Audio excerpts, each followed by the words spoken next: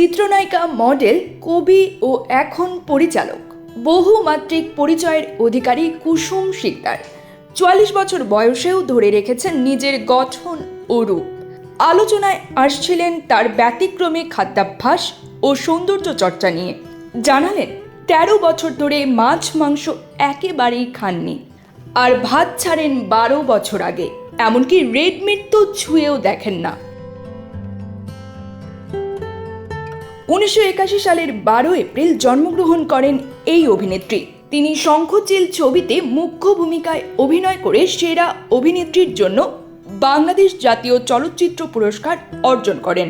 ৪৪ বছর বয়সী এই নায়িকা এখনও তার দৈহিক শারীরিক চেহারার সৌন্দর্য ধরে রেখেছেন।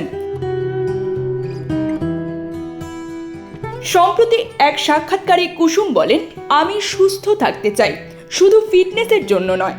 বয়স বাড়ছে, রেড মিট পরিহার করাই ভালো। ২০০০ সাল থেকে ভাত ত্যাগ করেছিলাম, এরপর ভাত খান, তবে খুব কম। সবজি, দুধ, ডিম, ঘি, রুটি এগুলোই এখন তার প্রধান খাদ্য। অ্যালার্জির কারণে বেগুন ও পুঁইশাক ছাড়া সব ধরনের শাকসবজি খান এই অভিনেত্রী। তার ভাষায়, আমি এখন পুরোপুরি ভেজিটেরিয়ান হয়ে গেছি। তিনি জানান, এছাড়াও প্রচুর পরিমাণে মাল্টার জুস, গ্রিন টি, টক দই, পনির এবং বাদাম খাই। আমি পর্যাপ্ত পরিমাণে খাই। শুধু খাওয়া নয়, কুসুমের সৌন্দর্যের পেছনে আছে মানসিক প্রশান্তিও।